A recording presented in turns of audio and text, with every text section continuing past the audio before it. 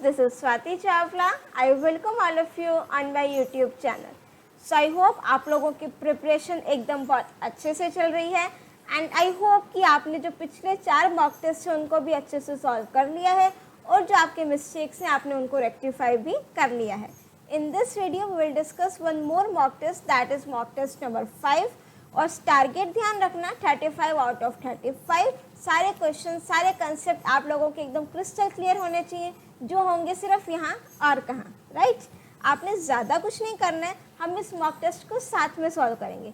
Just make sure फटाफट से video को पॉज कर दो and get ready with your one notebook and a pen. फटाफट से एक नोटबुक और पेन ले आओ.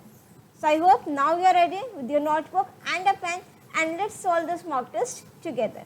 और जो टारगेट है वो ज़रूर ध्यान रखना 35 आउट ऑफ 35. ठीक है, कहीं पर ज़रा सा भी डाउट हो just mention it in the comment section so that I will clear your doubt और सारी चीज़ें एकदम क्रिस्टल क्लियर कर देंगे. अब बिना देरी किए करते हैं वीडियो की शुरुआत और सॉल्व करते हैं इस मॉक टेस्ट को. But before starting this video, if you are new to my channel and not subscribed it yet, so first of all please subscribe my channel and press the bell icon so that you will get the updates of my upcoming videos and make sure to share your views in the comment section also. ठीक है, बिल्कुल सारे points है. Comment video को like करो, share करो, comment करो, channel को सब्सक्राइब करो. सिर्फ इतना सा ही तो काम है और क्या है. Right, so now without any delay let's get started. So this is our mock test जो हम इसके क्वेश्चंस को सॉल्व करेंगे और जो सिंपल इंस्ट्रक्शंस हैं आपके स्टार्टिंग में गिवन है. This is based on your CBSE sample paper. जो पेपर का फॉर्मेट है that is based on CBSE sample paper and इसमें आपका जो क्वेश्चन पेपर होगा that will be divided into 3 sections, that is section A, B and then C. और जो आपका सेक्शन ए होगा उसमें आपके टोटल 7 क्वेश्चंस होंगे, 2 marks each. Section B consists of 3 questions of 3 marks each and section C consists of 3 questions of 4 marks each. तो आपके total questions कितने हो गए? 13 क्वेश्चंस होंगे आपके एग्जाम में और जो आपको चॉइसेस मिलेंगे that will be on question number 7, 8 and 12. Right, अब हम करते हैं start with our very first question. Give a few application areas of the stack. अब जो आपका फर्स्ट क्वेश्चन है that is application areas of stack. Application areas means कि आपका जो स्टैक है उसको हम कहाँ कहाँ पर रियल लाइफ में यूज़ कर सकते हैं. राइट, प्लस वो कहाँ कहाँ पर यूज़ होते हैं application areas.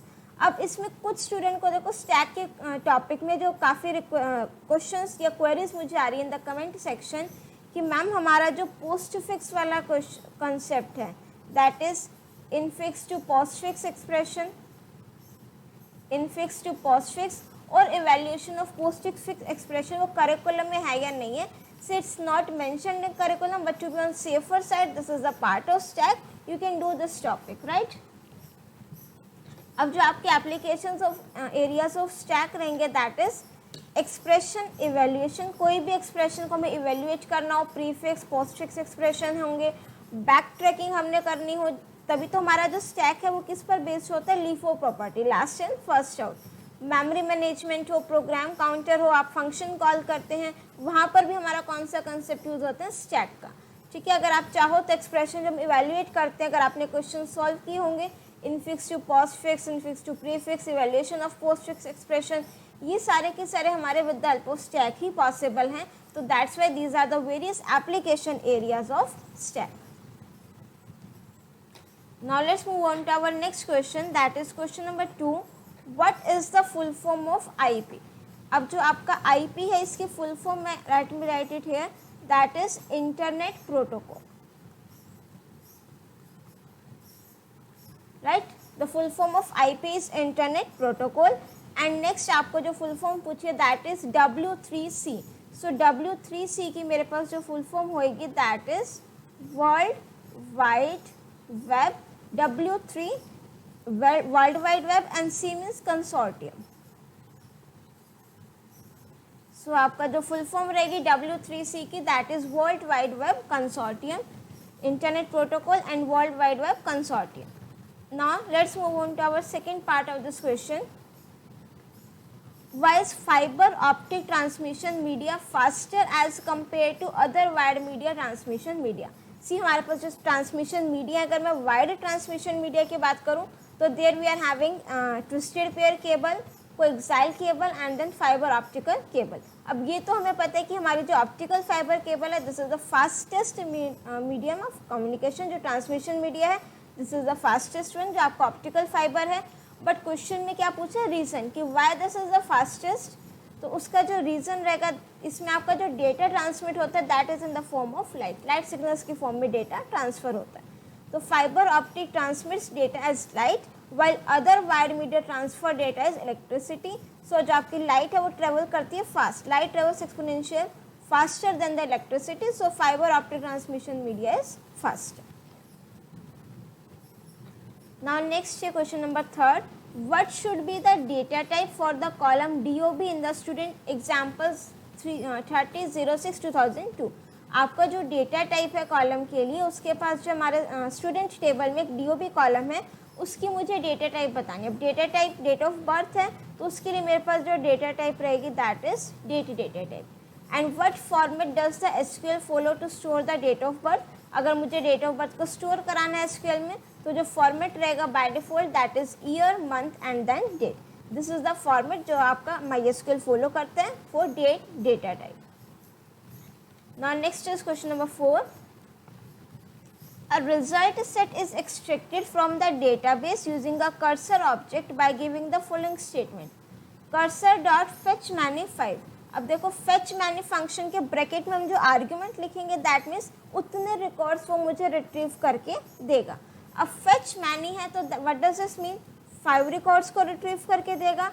How many records will be return by the fetch many function if 10 records were returned from the database। Means अगर मेरे पास उसमें डेटाबेस में 10 रिकॉर्ड्स हैं और मैं fetch many में 5 लगा रही हूँ तो कितने रिकॉर्ड्स मेरे पास रिट्रीव होकर के आएंगे, 5 records.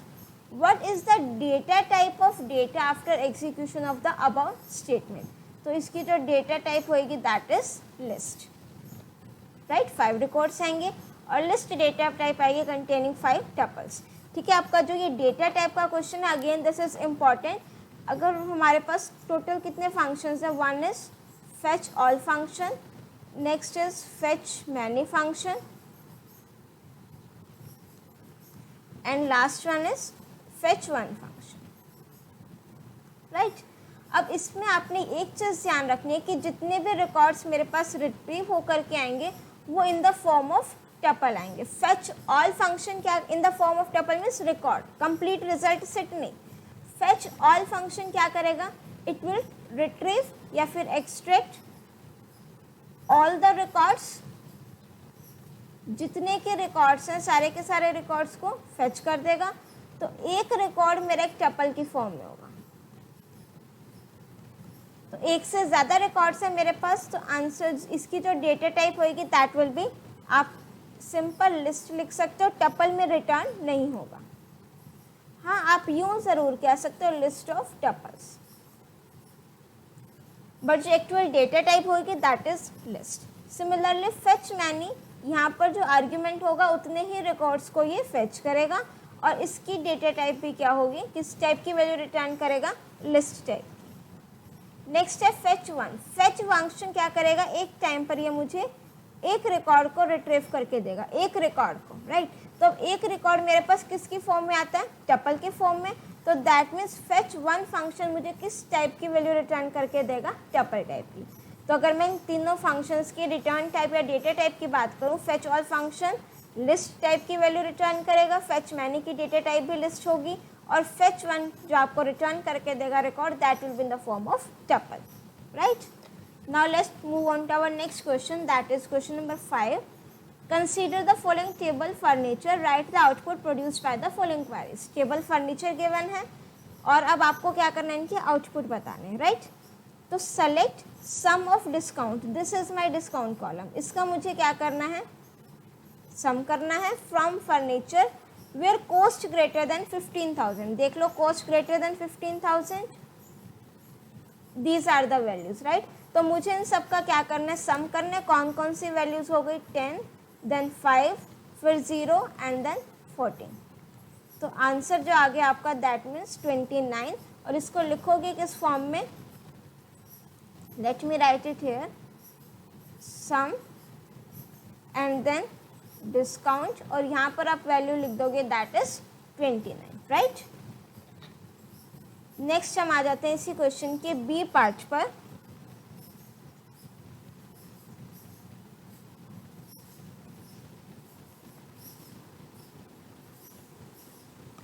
Select max date of purchase, this is my date of purchase column, maximum value मुझे बतानी है फ्रॉम फर्नीचर।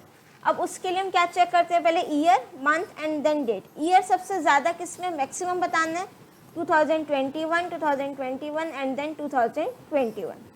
अब उसके बाद मुझे क्या बताना है, मंथ, जुलाई, नवंबर, जन। तो मैक्सिमम मेरे पास क्या आ रहा है, 17 नवंबर 2021।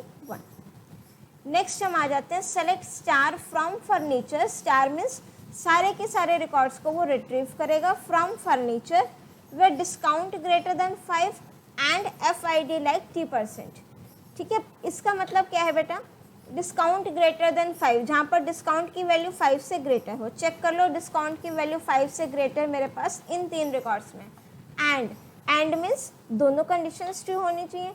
And FID, this is my FID column, like T%, right. अब what does this mean, like operator क्या करेगा, पैटर्न मैचिंग के लिए यूज होते हैं। T%, what does this mean, देखो मेरे पास जो वाइल्ड कार्ड्स होते हैं वो कितने होते हैं, एक ये कंसेप्ट और क्लियर कर देते हैं लाइक ऑपरेटर वाला।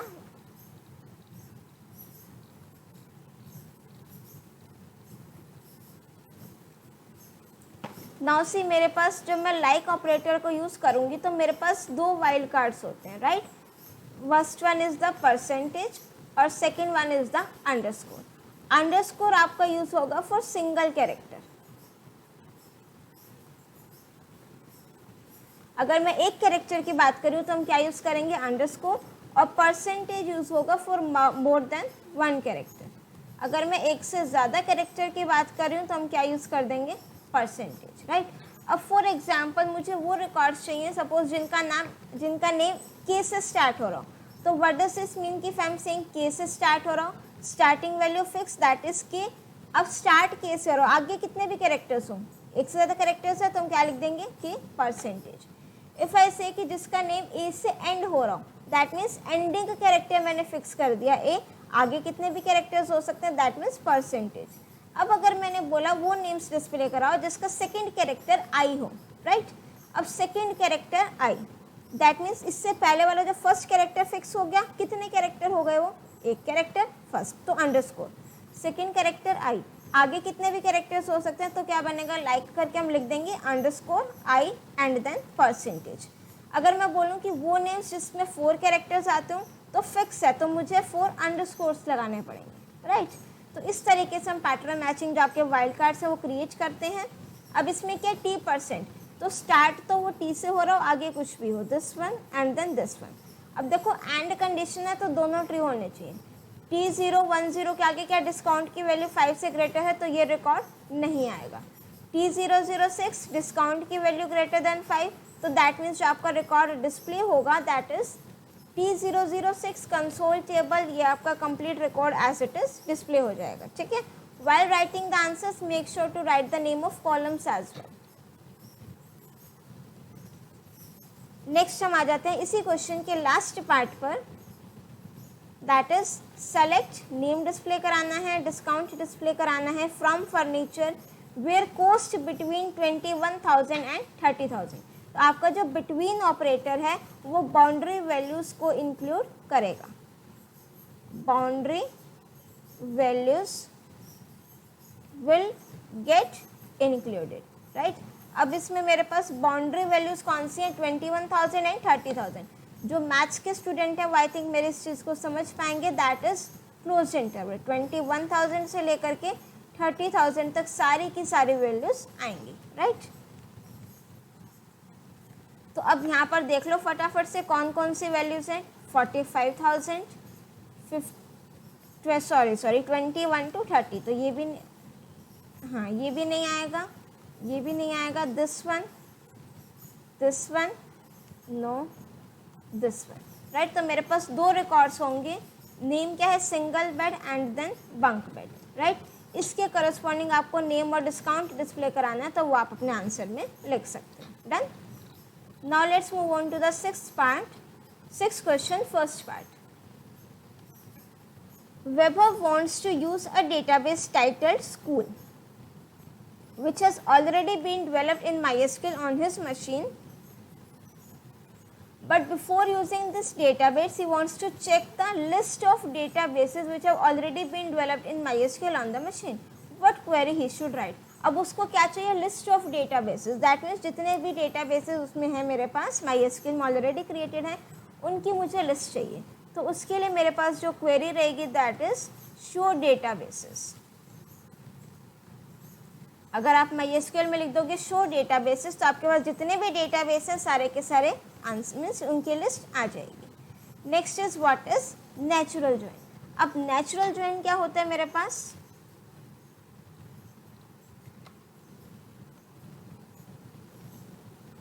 उसके डेटाबेस क्रिएट करने के बाद उसको उस डेटाबेस को यूज़ भी करना है, दैट इज स्कूल को.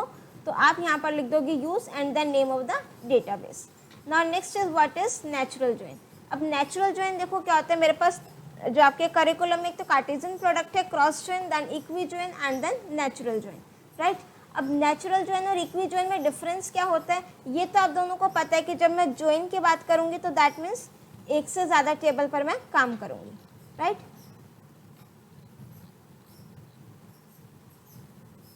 अब फॉर एग्जाम्पल मेरे पास यहाँ पर दो टेबल्स हैं. इसमें मेरे पास एक कॉलम है लेट्स सपोज स्ट्रीम कोड जो मेरे पास सेम है दोनों टेबल्स में, राइट. तो जब मैं इक्वी ज्वाइन परफॉर्म करूँगी तो जो कॉलम्स मेरे दोनों टेबल में होंगे वो मेरे आंसर में भी रिपीट होंगे. मीन्स वो कॉलम आपका दो बार आएगा सेम वैल्यूज. अब अगर मैं करूँगी नेचुरल ज्वाइन तो जो कॉलम्स मेरे पास रिपीट हो रहे हैं दोनों कॉलम दोनों टेबल में वो आपका इसमें एक बार आएगा, राइट. अगर मैं इक्वी ज्वाइन परफॉर्म करूंगी तो एस कोड नेम से मेरे पास दो कॉलम के नेम्स मीन्स दो बार वो कॉलम आएगा, वैल्यूज भी सेम होंगी. बट अगर मैं नेचुरल ज्वाइन की बात करूं तो वो कॉलम मेरा एक ही बार आएगा. Now let's read the definition of this. A natural join is a type of join operation that creates an implicit join by combining tables. दोनों टेबल्स को कंबाइन करेंगे based on columns with same name and data type. जब भी join करना हो तो मुझे दो टेबल्स में एक कॉलम ऐसा ज़रूर चाहिए जो सेम हो. Natural join automatically filters out records based on equality on common attributes. ठीक है, अपने आप इक्वालिटी के बेस पर जो कॉमन एट्रीब्यूट्स होंगे इन रिकॉर्ड्स को अकॉर्डिंगली फिल्टर कर लेगा and eliminates duplicate common attributes from the resultant table. जो आपके रिजल्टेंट टेबल आएगी उसमें जो कॉलम रिपीट हो रहा होगा डुप्लीकेट होगा उसको ये ऑटोमेटिकली क्या कर देगा? एलिमिनेट कर देगा. जो काम मेरा इक्वी ज्वाइन ऑपरेशन नहीं करता है, right. Now let's move on to the our seventh question. these are two tables with the following details: invoice और कस्टमर. दो टेबल्स गिवन है, invoice ID, invoice DT, invoice amount and then customer ID. This is second table that is customer ID and then customer name. तो आपका ये star बना हुआ that means customer ID. This column is reference from primary key column of the customer table. तो ये आपका customer table में CID आपका क्या है? प्राइमरी की. तो इस टेबल के लिए आपका क्या हो जाएगा? फॉरेन की. What will be the primary key in the invoice table? तो अब देखो ये कॉलम तो आपका फॉरेन की हो गया, right.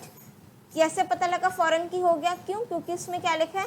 This column that means customer ID reference from primary key column of the customer table.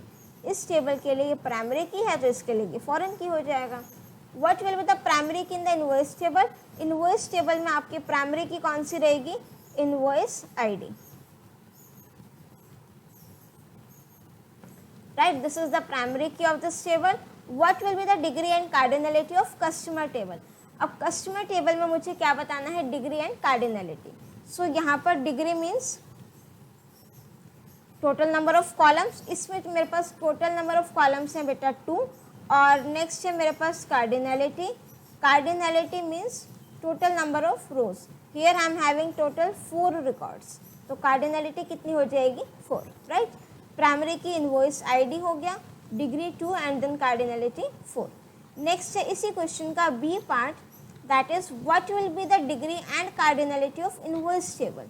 Now this is my inverse table. इसमें जो हमारे पास डिग्री है that is 1 2 3 4. You have to count the total number of columns and for cardinality you have to count the total number of rows. इसमें मेरे पास कितने records हैं 3, right. तो degree will be 4 and cardinality is 3. Now next is B part. What will be the foreign key in the invoice table? Also specify the reason to be selected. अब आपने क्या बताना है इनवॉइस टेबल में foreign की, ये हमने starting में ही पता लगा लिया था. That is customer ID. Reason आपको क्वेश्चन में मेंशन है. This column is reference in this detailed table from master table that is customers primary column CID, right. Now let's move on to our section B. 7 questions के बाद आपका आ जाएगा section B, जिसमें आपके जो questions होंगे that will B of 3 marks. अब इसमें हम डिस्कस करेंगे क्वेश्चन नंबर 8 जो आपका स्टैक से रिलेटेड क्वेश्चन है, डेटा स्ट्रक्चर से related. Nivedita has started a new year's resolution to read 12 non fiction books by the end of 2022. For this purpose she had bought 20 such books. She stores the data in a dictionary as book name and rating as key value pair. Means book name है और उसकी rating है. उसने 20 ऐसी books पढ़ी हैं, उसने खरीदी हैं. Help her out a bit to organise her collection with the help of stack data structure. Write a program with separate user defined functions to perform the following operations. अब आपको फर्स्ट क्या करना है, पुश ऑपरेशन अप्लाई करना है. Push the keys. मेरे पास dictionary है, dictionary में की वैल्यू पेयर के फॉर्म में मेरे पास डेटा है, राइट. तो यहाँ पर आपके पास पहले तो क्या हो गया, बुक नेम कॉलन उसकी रेटिंग, राइट. इसी तरीके से और भी रिकॉर्ड्स हैं. तो आपने पुश क्या करनी है, कीज को पुश करना है. That means book name. Push the keys that is book name of the dictionary into a stack where the corresponding value that means rating are more than 8. जिसकी रेटिंग 8 से ज़्यादा है उसको आपने क्या करना है, उसकी बुक नेम को स्टैक में पुश करना है. Pop and display the content of the stack. For example ये आपको स्टैक का कंटेंट गिवन है, right.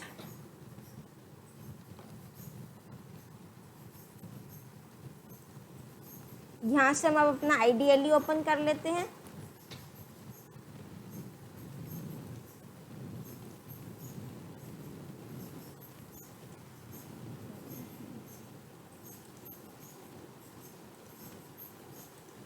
This is our new file, right. अब फटाफट से एक बार ज़रा हम बुक नेम और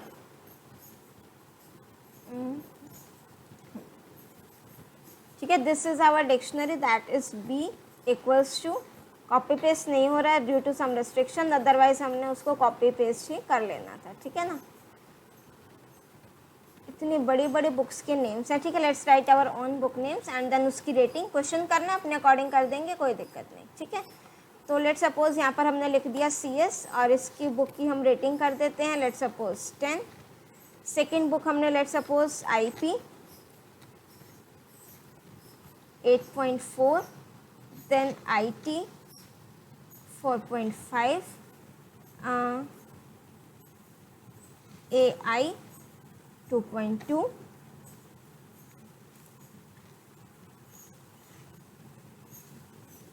ICT और इसकी हमने रेटिंग कर दी है let's suppose 9.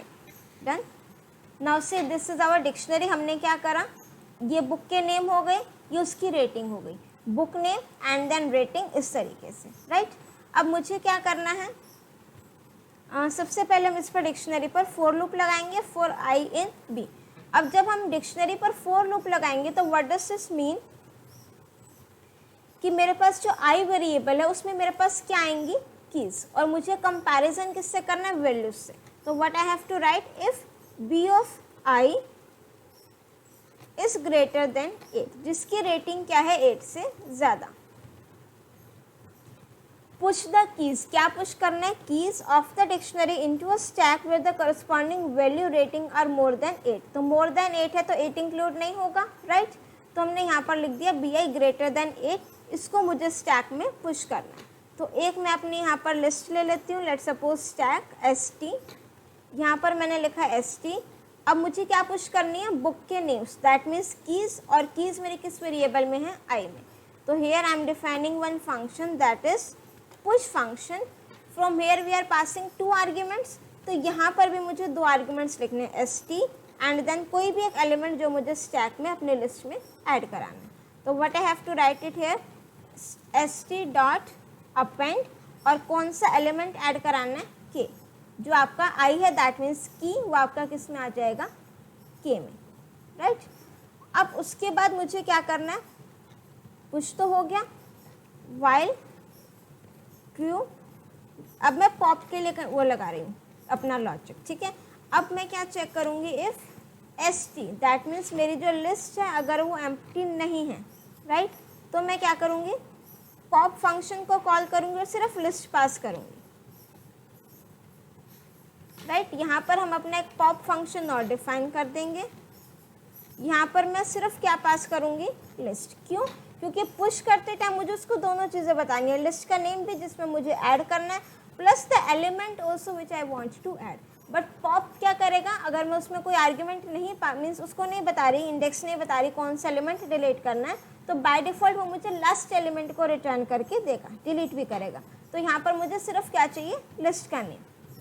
If S T not equals to empty list, अगर एम्प्टी लिस्ट नहीं है तो क्या रिटर्न कर दे, एस टी डॉट पॉप, ये लास्ट एलिमेंट रिटर्न करेगा।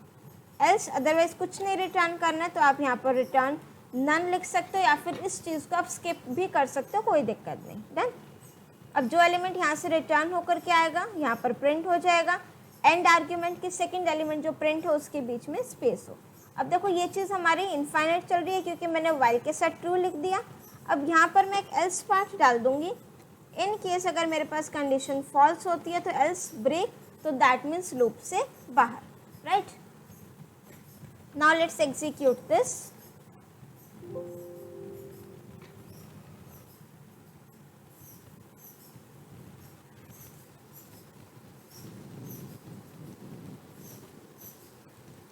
नाउ सी हियर, जिसकी रेटिंग 8 से ज़्यादा है, let me show you the code also. ये हमारी डिक्शनरी है।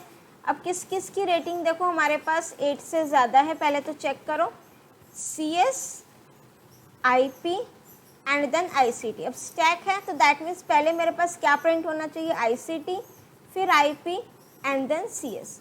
तो मेरा आंसर ऐसे फॉर्म में आया, I C T, I P and then C S. तो this is the correct code, आप इसको लिख सकते हैं एग्जाम में, राइट। अब हम नेक्स्ट आ जाते हैं इसी के और वाले पार्ट पर। Raghav has created a vocabulary list, you need to help him create a program with separate user defined functions to perform the following operations based on this list. Traverse the content of the list. Traverse means एक एक करके element को visit करना। जो हम for loop लगाते हैं वो आपका क्या है, ट्रेवर्सल ही तो है। And push the entries having less than 7 characters into a stack. तो आपने स्टैक में क्या करना है, जिसके में 7 से लेस कैरेक्टर्स हैं वो आपको पुश करने हैं। And then you have to pop and display the entire content. इसके जो आंसर्स गिवन है इसमें दैट आर इनकरेक्ट। स्टैक हमारा लिफो प्रॉपर्टी पर है तो ये जो जेनिथ है ये सबसे पहले आएगा, राइट। अगर आप चाहो तो इसको हम प्रैक्टिकली कर सकते हैं, कोई दिक्कत नहीं।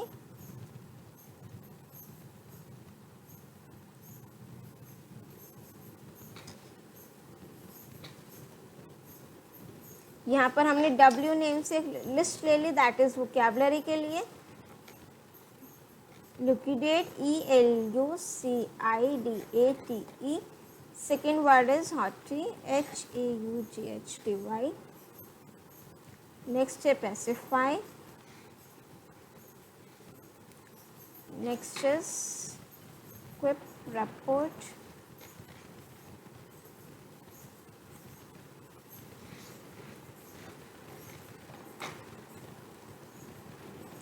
Next is urban, young.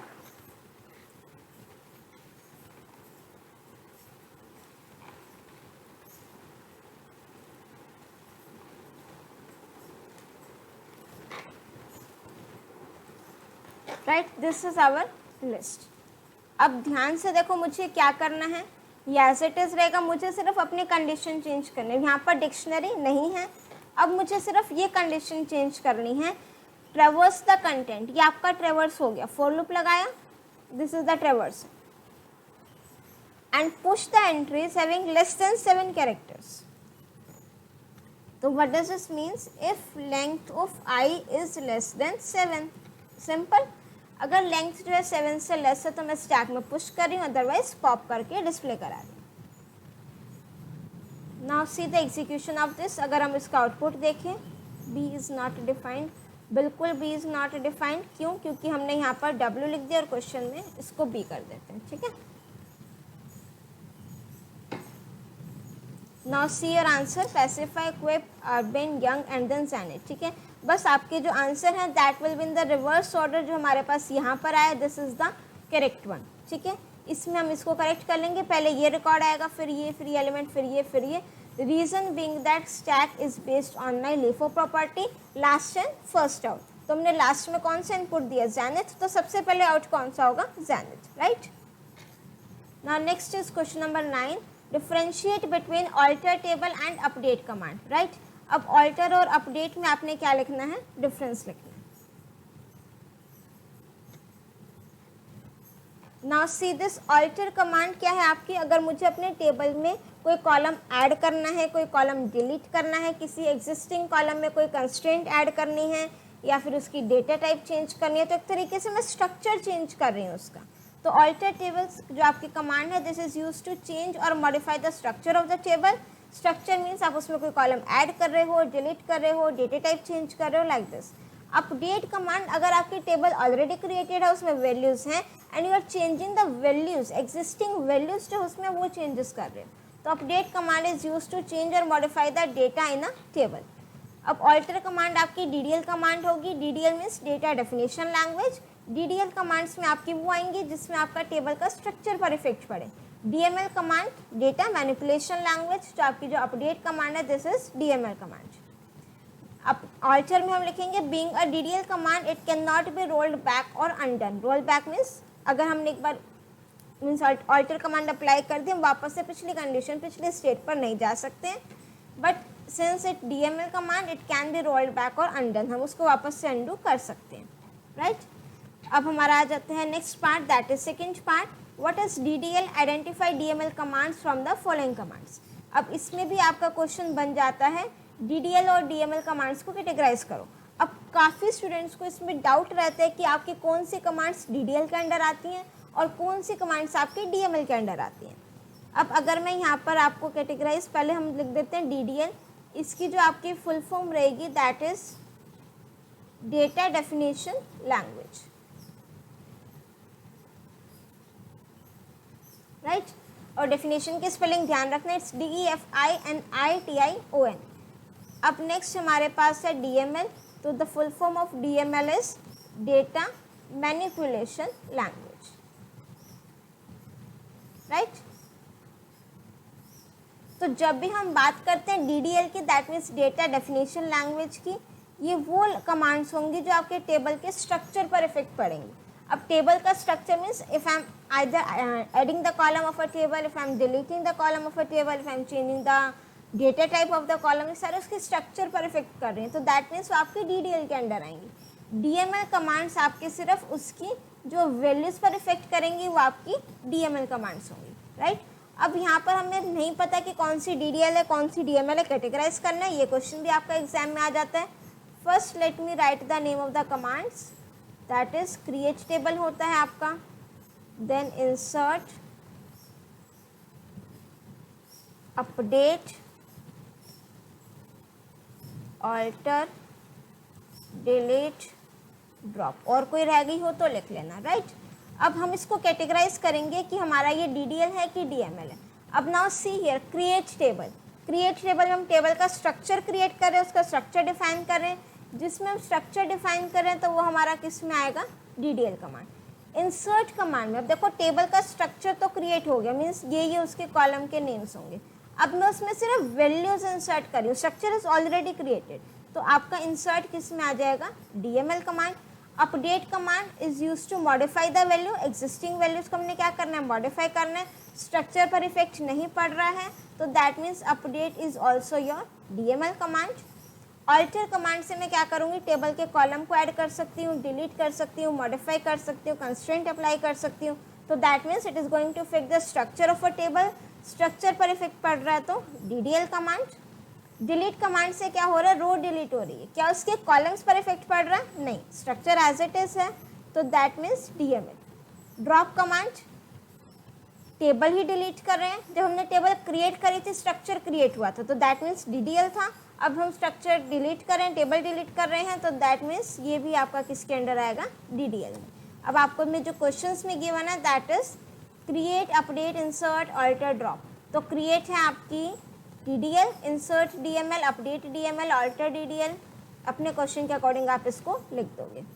और एक आपसे DDL की I think what is DDL आपसे डेफिनेशन पूछिए, डेटा डेफिनेशन लैंग्वेज।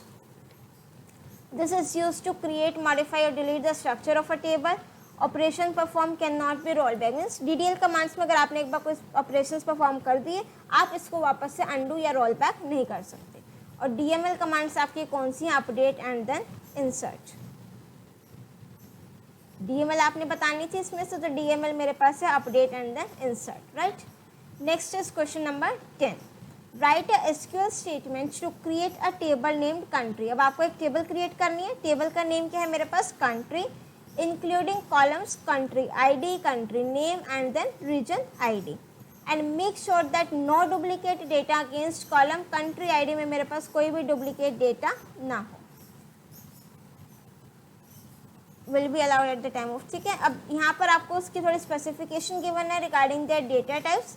अब कंट्री ID, क्रिएट टेबल का सिंटेक्स क्या रहेगा बेटा, create table and the name of the table is country. Country ID लिखोगे, char data type of length 4, that means char और length 4, should not be empty and should be unique. यहाँ पर आप primary की लिख सकते हो या फिर not null.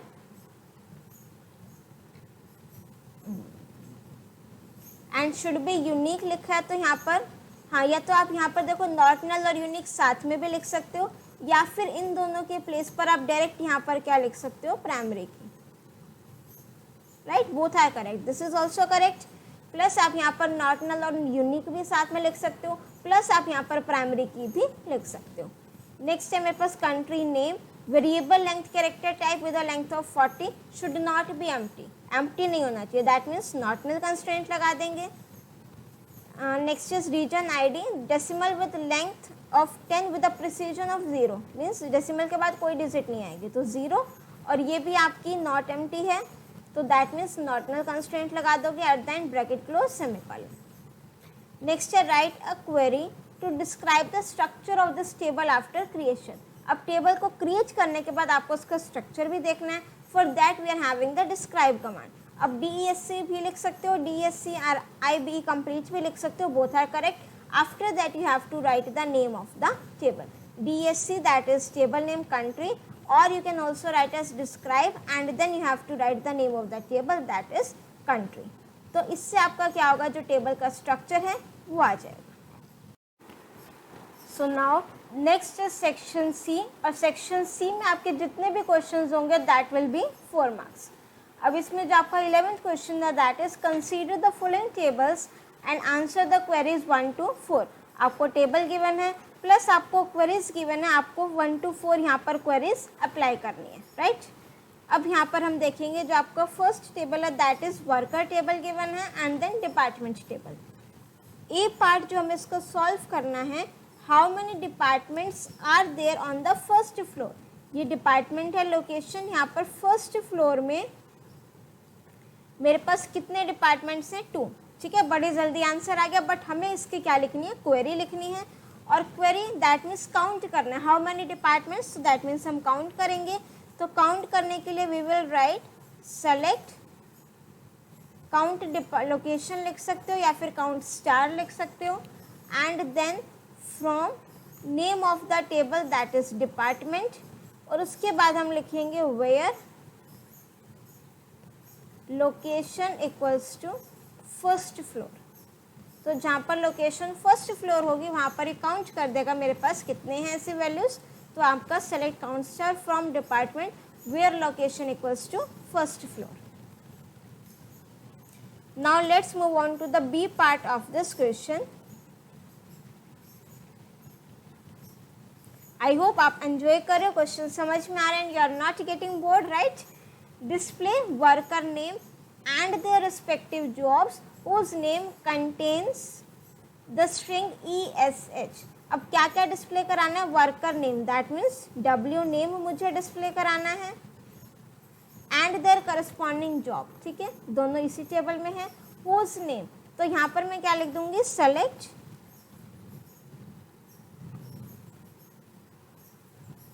Worker name, that means W name, और देयर करस्पॉन्डिंग जॉब, ठीक है, comma job from name of table is worker, right, whose name contains the string ESH। तो पैटर्न मैचिंग आ गया, अभी मैंने एक्सप्लेन भी किया था, वेयर W नेम लाइक, अब क्या कह रहे हैं? String, where whose name contains the string ESH, जिसके नेम में ESH आता हो, दैट मीन्स आगे कुछ भी हो, परसेंटेज ESH आता हो बीच में, और बाद में भी कुछ भी हो, तो that means percentage ESH percentage यहाँ पर इक्वल्स टू नहीं आएगा। ध्यान रखना, काफ़ी सारे स्टूडेंट्स यहाँ पर इक्वल्स टू भी लगाते हैं, वो नहीं आएगा। तो select W name job from worker where W name like percent ESH percent, right. Next हम आ जाते हैं थर्ड पार्ट पर। This SQL is very easy and scoring, right, and even your networking also, आपका टर्म 2 का curriculum है, that is very easy and scoring also, ठीक है। डिस्प्ले द एवरेज सैलरी, तो एवरेज सैलरी के लिए what I have to write? Select AVG salary of workers who are working in production department, right. तो production department है मेरे पास, ये मेरा सैलरी का कॉलम हो गया, और production this, right.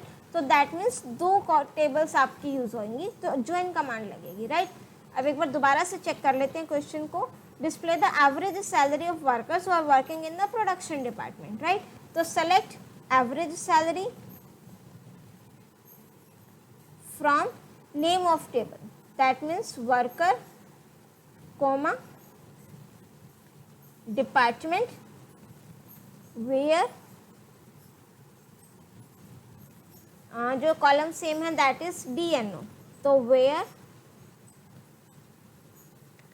Worker dot DNO equals to department dot DNO and और D name equals to production,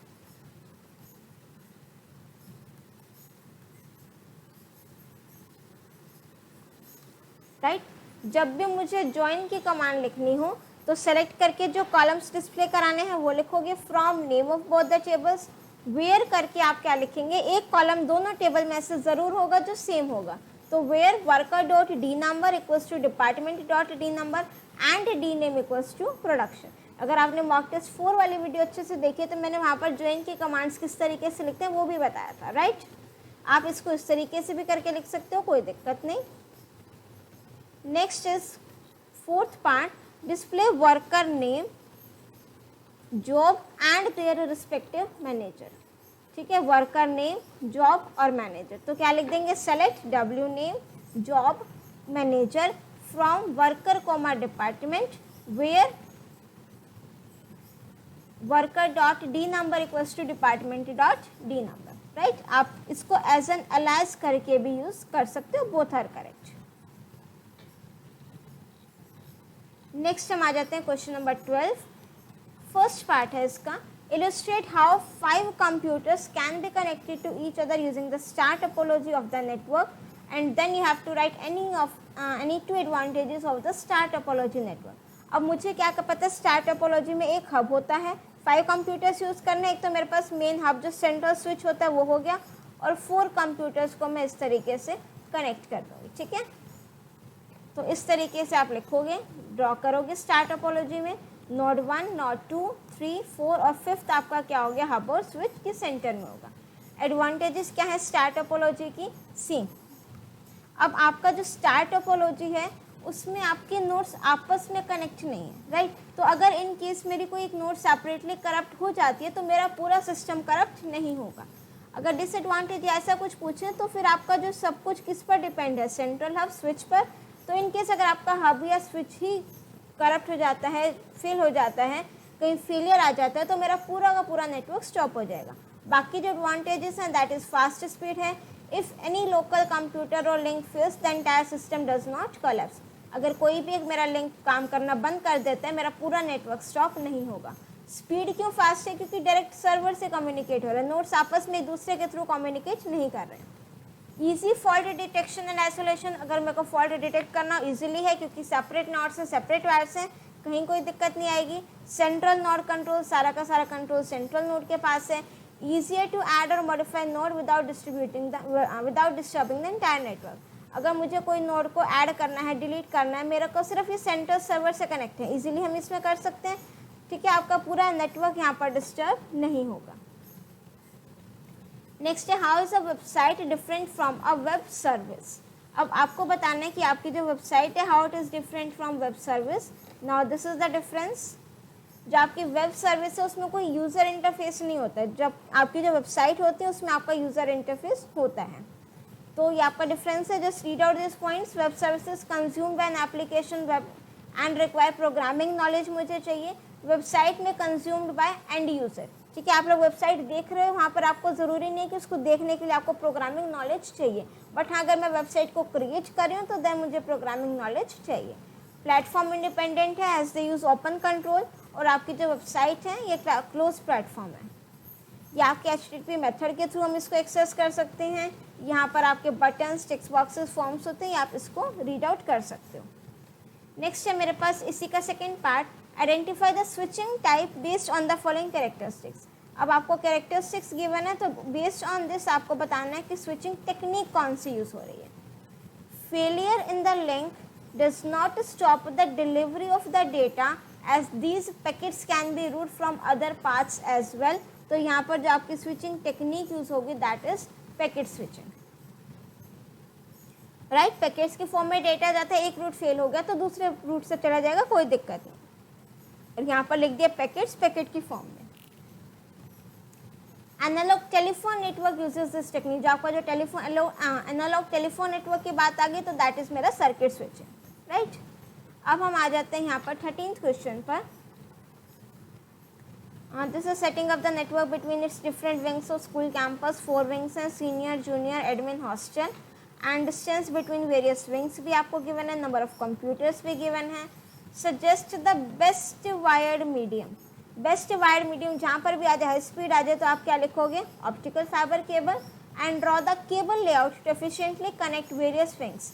अब एफिशिएंटली कनेक्ट, सबसे ज़्यादा कंप्यूटर्स मेरे पास कहाँ पे, विंग एस में, इसको हम सर्वर बनाएंगे तो विंग एस को मैं बाकी सभी से क्या कर दूंगी, कनेक्ट कर दूंगी, राइट। और बेस्ट वायर मीडियम मेरे पास क्या रहेगा, ऑप्टिकल फाइबर। इसके अलावा अगर आपने लिखना है तो this also you can right, otherwise this optical fibre is also correct. और केबल लेआउट हमने ड्रॉ कर दिया, सीनियर विंग को बाकी सबसे कनेक्ट कर दिया। आप चाहो तो वो शॉर्टेस्ट डिस्टेंस वाला मेथड भी यूज़ कर सकते हो, जो आप में डिस्टेंस कैलकुलेट करते हैं कि हर एक का शॉर्टेस्ट डिस्टेंस हम लेते हैं। लाइक देखो मैं इसी में बता भी देती हूँ आपको। अब देखो सीनियर विंग से हॉस्टल S2H मेरे पास हो गया 100 मीटर, राइट। S2A अगर मैं देखूँ, A2S या फिर S2A ये भी 100 metre, and then S2J this is 300 metre, right. तो अगर मैं स्टार टोपोलॉजी नेटवर्क ले रही हूँ तो जो टोटल डिस्टेंस लग रहा है वायर का 300 + 100 400 + 100 500 यूज़ हो रहा है, राइट, 500 मीटर।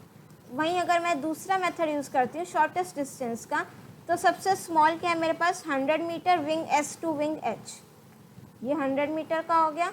100 मीटर के बाद एक और 100 मीटर है, विंग A2 विंग S, ये भी 100 मीटर हो गया, ठीक है। इसमें आपने ये देखना है 4 बिल्डिंग्स है तो मैं 3 वायर से कनेक्ट करूँगी। 100 के बाद मेरे पास है 200 मीटर A2J। अब देखो A2J कनेक्ट करते ही मेरा क्लोज्ड लूप बन जाएगा, तो यहाँ पर मैं इसको कनेक्ट नहीं करूँगी। नेक्स्ट देखोगे आप 200 से ऊपर है 300, विंग S2 विंग J। तो दोनों ही केसेस में मेरे पास ये स्ट्रक्चर निकल के आ रहा है, ठीक है। जो शॉर्टेस्ट डिस्टेंस वाले वो हम किस तरीके से करते हैं कि आप पहले चेक करोगे नंबर ऑफ बिल्डिंग्स कितनी है। अगर मेरे पास टोटल बिल्डिंग्स 4 हैं तो जो टोटल वायर्स यूज़ करोगे n-1, that means 4-1 3 wires total use करनी है। प्लस आप देखोगे उसमें आपका कोई भी क्लोज लूप फॉर्म नहीं होना चाहिए। क्लोज लूप मीन्स कि जैसे आपका A to H में अगर होता सपोज, तो वो मैं उसको इंक्लूड नहीं करती। फॉर एग्जाम्पल पहले जो सबसे शॉर्टेस्ट डिस्टेंस है आपने वो ले लिया, फिर लेट सपोज मैंने ये ले लिया, फिर नेक्स्ट शॉर्टेस्ट डिस्टेंस मेरे पास है जूनियर टू हॉस्टल, बट ये मेरी क्लोज फिगर बन रही है, ठीक है। तो मैं इस चीज़ को अवॉइड करूँगी, ये वाला डिस्टेंस नहीं लूँगी, फिर मैं नेक्स्ट शॉर्टेस्ट पर आऊँगी। इसमें आपका दोनों ही मेथड से मेरे पास 500 मीटर आ रहा है, तो आपको सीनियर विंग को बाकी सबसे कनेक्ट करना है। नेक्स्ट है name the most suitable wing where the server should be installed. तो सर्वर के लिए आप चेक करोगे आपके पास इस टेबल में नंबर ऑफ कंप्यूटर्स कहाँ पर सबसे ज़्यादा हैं, तो विंग एस में आपका सर्वर इंस्टॉल होगा because it has maximum number of computers. Next is suggest a device and its placement that should be use to connect with internet provided by BSNL telephone network. Internet अगर आपको सभी places पर चाहिए तो हम क्या use कर सकते हैं, मॉडेम। और कहाँ पर प्लेस करेंगे, सर्वर पर। अगर सर्वर पर इंस्टॉल कर देंगे तो ऑटोमेटिकली वो सभी के साथ शेयर हो जाएगा।